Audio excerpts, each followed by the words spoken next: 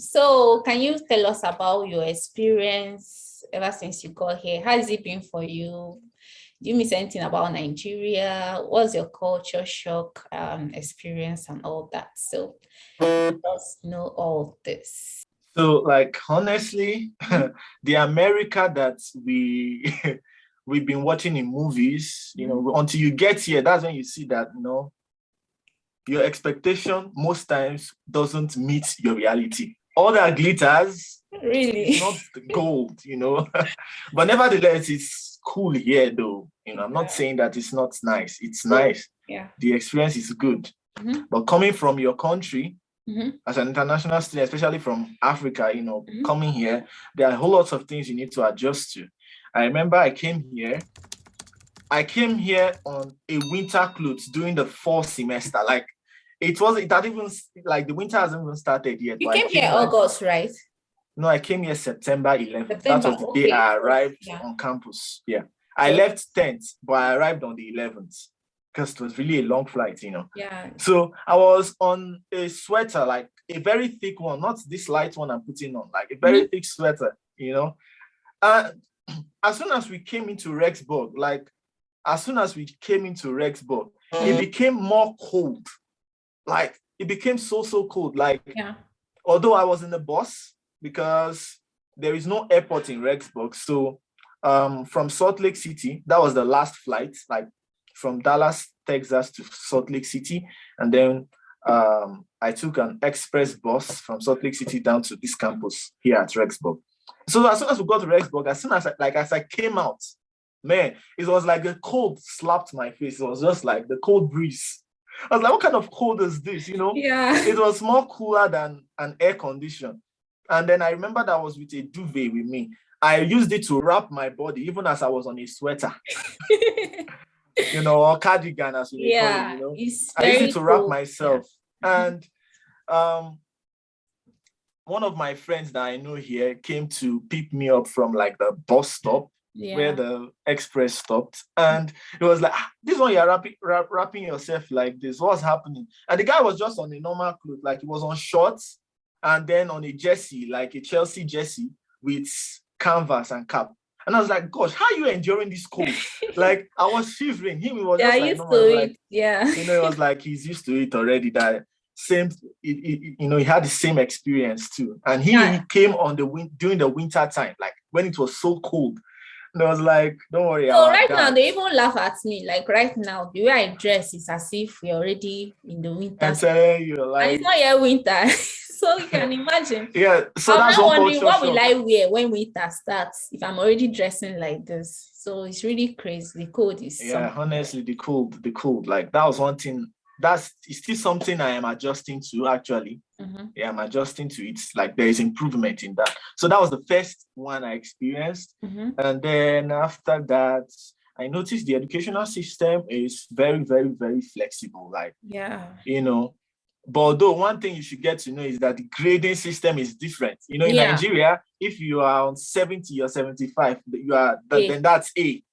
And everything is fully dependent on your exam. Like, you getting an A in a class is fully dependent on your exam. But here it's not like that. Yeah. Your assignment counts. Yeah, everything your counts. Weekly assignment, your attendance, everything counts. Like, every single thing counts. Sometimes if you answer questions in class, it counts. Yes, it also counts. Questions in class, it counts. Yeah. And good thing, you would even be seeing it on your student dashboard. Like, you'll be seeing where you are. Yeah. And you will know how to improve so that your grades can come up before the semester ends. Yeah. But just as I said, 75% is an A, 70 or 75% is an A, or tops 80% is an A in Nigeria. But here, A, in my school to be precise, A is 93% up. Yeah. Here is 90. Then, here is 93. Then A minus is 90 to 93. C is 75.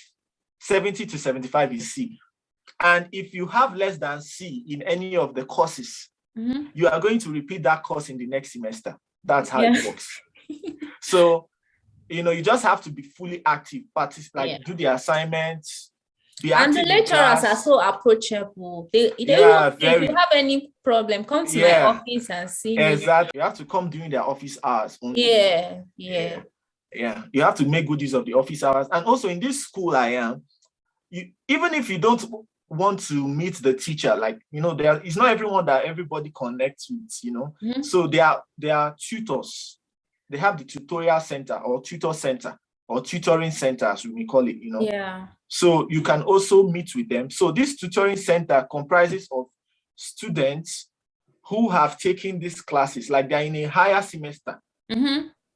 So they have taken these classes before and did exceptionally well in it. Yeah. And the school decided to employ them to help other students who may be struggling with that course. So these students who may be struggling come to these tutors during their free time or flexible time when they are there, when they are available there. Mm-hmm. And then they ask their questions, and then these tutors take their time to explain to them, even tell them what they did and how they were able to pass that class that they were, So that's one good thing I love about this school. Like, they are focused on helping you to succeed, in college, because they know it can really be hard and all that stuff.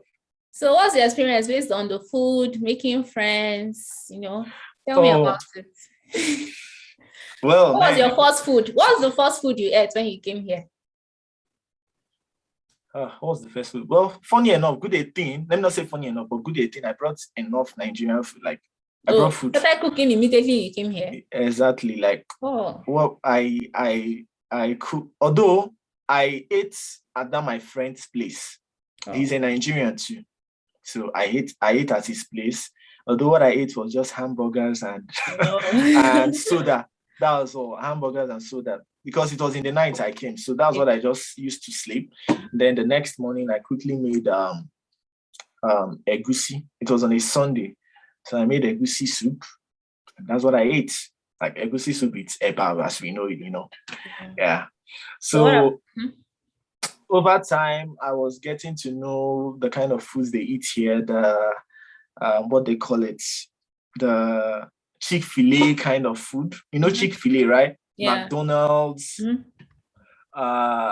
But I think among the foods, I really love their pizza, like especially pizza from Domino's. Like, that's the only one I really feel happy and comfortable, eating. Like, that's what I usually have for lunch, though, like during school hours. Like, so that's it. If not, it's typically Nigerian foods I've been eating. Mm-hmm. So have you made friends? So as for friends, making friends here isn't easy, man. Like, it isn't easy. It's not like Nigeria. It to be that hard for those of you in college. Like, in Nigeria, sitting down with somebody next to you in class, automatically the person is your friend. Yeah, you may not even once know you see the person, you can say hello, hi. The person hello, yes, exactly. But you just finished talking with someone now, the next minute, the person just passes as if you guys never met before. Exactly. Like, the thing is just so strange. And you might be walking, although I like the fact that somebody you don't know before, if you pass the person will smile at you. But don't just smile at you. Don't think that, because they are smiling at you, because they like you or something. No. It's just a way of greeting, the way of greeting. But for me, I see that as fake smile. Like, why should you smile at me? Like, if you don't know me, at me, I'll be like, I will just be forced to smile back, even though you don't want to smile. You will just be like, sometimes, funny enough, sometimes I don't really smile back. I just pass. Sometimes I smile back, sometimes I wave, But anyways, for now, at least I'm making some friends, like, at least I'm making some friends now. They're cool. Are you missing Nigeria now? Well, my family. Of course. But, they just have to live with the fact that I'm not there for now.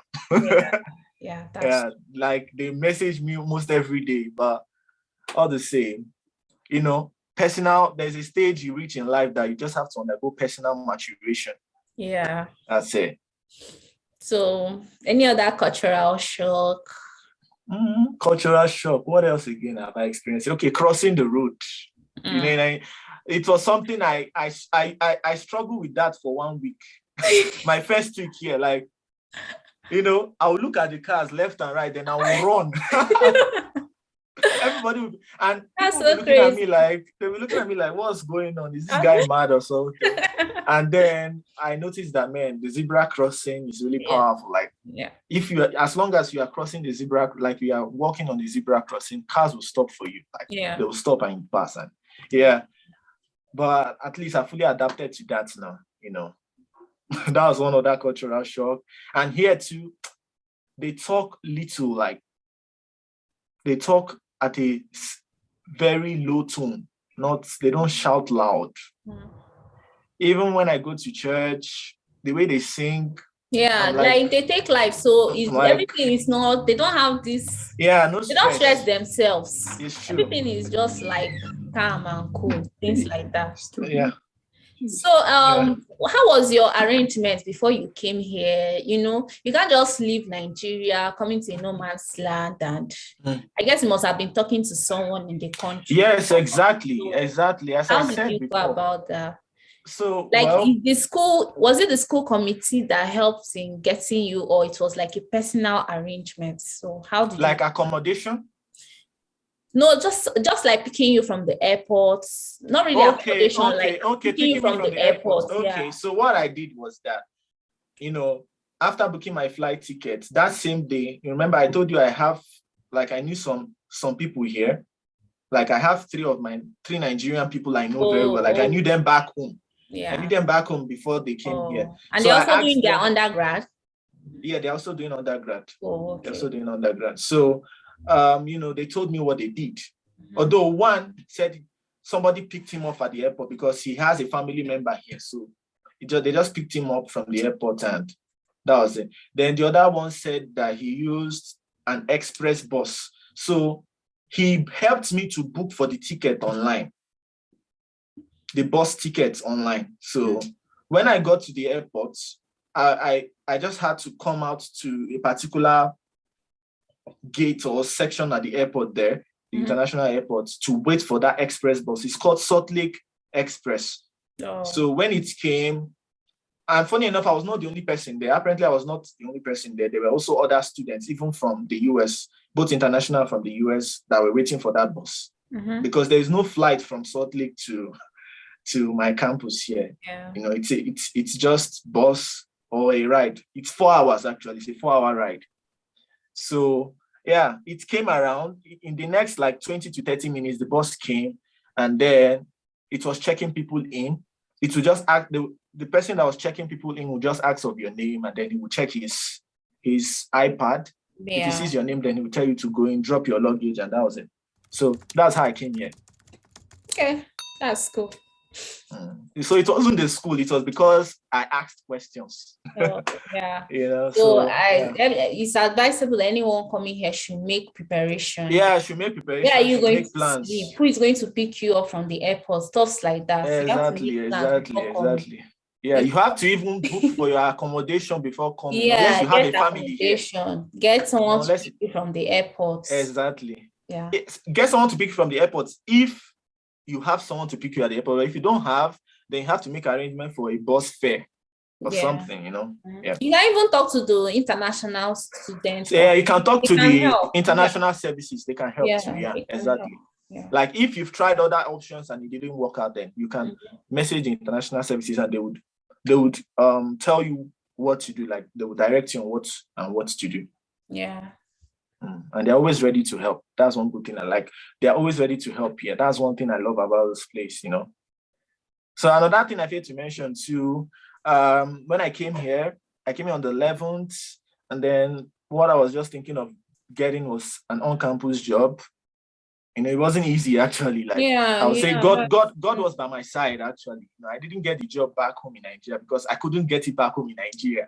Yeah. You know, because most of the time I think they prefer to be in person before they in person. Exactly. If you say you want to get the job from your country, they won't take you serious until you show up. Yeah, they won't. And once you show up, it doesn't take time. They will you get it. Yeah, and the job I'm doing, I work at one of the buildings. Like I take care of the building, the health department in the building. Like it's the health section of the school.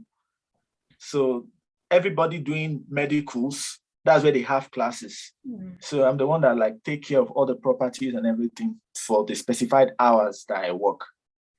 So how I was able to get it was that when I came here, I went to the job board in the school's website. Yeah. And, there were several positions everywhere. Like, I think that was the period that they were hiring people, like hiring students, because it's fall semester, Mm-hmm. So I applied to many, like up to 5 called me for interview. I started applying on the 12th. So like up to 5 called me for an interview, and then I got 3 job offers. But only one fit into my time schedule, my class schedule. Oh. Because all my classes for this semester start from 1 p.m. So it's this particular one I chose fit into my job's class schedule. So I chose it, and yeah, I would say I'm grateful because because someone that just came new and everything. Yeah, so in case of someone that doesn't have like a sponsor, like the person wants to sponsor his or herself in school, can the part-time job pay their tuition? No, it cannot. Right? It cannot. Just like it cannot. It just keeps you going, man. Like it just keeps you going. Like just as I said, when you are undergoing just like personal pocket maturation, money. Yes, it keeps you going. Yeah. For your feeding and all that stuff. Like, but for paying off your tuition. rent and tuition, no, it's not. Because there are also other bills you pay. You pay phone bills and all those things. So I think the job helps in paying all those bills, health insurance, phone bills, and all those things. Exactly. Your feeding and all that. Yeah. But for your rent and tuition, no. As an international student, you don't even get paid up to something that you can use to pay your fee and all that stuff. Yeah, so that's true. You need to also put that into consideration. So many people back home, they think that, if you get an on-campus job, you can be able to pay your fees. No, you cannot. It doesn't work that way. It doesn't. That's why it's always good to look out for scholarships, for funding. It's good to look out for those things. Like in my school, every year, they award scholarships. So it's something that one should always be looking out for. Yeah. Because my tuition throughout now till next year spring, I won't be paying it. I won't be paying it. So when it is over, when next year spring reaches, I have to still look out for that will look out for another scholarship or grant or something that will cover for the. Okay, so you got a scholarship that's going to run till summer or to spring, right? Yeah, till spring of next year. That's the. That's cool. So currently you're not paying like anything from your pocket. No. This semester I'm covered. That's cool. That's a very cool thing. Yeah. I think the whole thing is just a step-by-step process. When you come, the main thing is to get here first. Yeah, it's to get here, understand the process, like understand how things work, and just be moving according to the trend. That's just it. That's true. Because anyhow you say it, you might not really understand the full picture. Yeah, until you get here. Until you are in, Yeah. That's quite understanding. Well, my journey here, I won't fail to acknowledge that God has been like the author of it. Of course, yeah. God was part of the whole process, because without him, like when I look at everything, when I look at everything, I'm like, no, I wouldn't have been here without his help. Like I know how many times I prayed, I know how many times I fasted, I know how many times, and even the disappointments that came through at some point. At some point, I felt like giving up, like just forget about the whole thing, maybe try some other country. And all that stuff. But I just thank God it worked out. Yeah. I thank God it worked out eventually. Yeah. So if you don't have any other thing to chip in, I would like to ask if you have any advice for someone that is coming here for an undergraduate study. You can just give them very quick advice, encourage them. Okay. So there is a quote that I came across that I really love, and it says, in God's timing, it's not about where you start, but where you are headed that matters most. Yeah. So if coming here is your desire, and you've thought of it and you really want it, go for it. Yeah. And be persistent, still thrive, and definitely things gonna work out. Like when I think of my experience and even hear the experiences of some others, I see that it's different, but in one way or the other, I felt inspired by, the experiences that I've heard of some other people. I know of someone that had desired to come study here for his undergraduate studies for like 10 years and was striving and thriving and thriving. After being denied visa like 3 times, he finally got it. Wow. And he's here now. After struggling for 10 years to get the admission. No, not like desiring with the whole application process and everything. Oh, okay. Not with the admission itself, but like, because he didn't really have the funds, he didn't have a sponsor and those things. So he was trying to see how it works out, how it will work out. And eventually now he's here, like, and his story is really, really inspiring. Yeah. So that's helped me to understand that, man, like, we can achieve what we desire to achieve as long as we remain persistent. Yeah. Just have that focus and go for what you want. And eventually you get it and meets all odds. Yeah. You would get it. And also put God into like, I always advise that you put God into it. Yeah, definitely. Yeah. Like, with him supporting what you are doing, with him by your side, definitely you'll achieve what you hope to achieve. Okay. All right. I hope that makes sense. Yeah, it makes sense. It's nice having you, Mr. Magnus Jr., on this platform. And thank you for sharing your experiences with us, telling them how you got your admission for your undergraduate studies, because I get lots of questions about undergraduate studies and I'll be willing to tell them about it, but I think I found the perfect time and, meeting you to explain all these things to them. So thank you very much for sharing your time with me, and God bless you. Yeah, you too. And thanks for inspiring others in ways you don't imagine or you can't even imagine. Honestly, you are really impacting lives. Like, just as I said earlier, like when you said being positive goes a long way. Yeah. In the outcome of things, it really struck deep into me. And here I am. So yeah. So just keep doing what you're doing, man. Like, all right. Yeah. Yeah, you're doing well. Yeah. Thank you.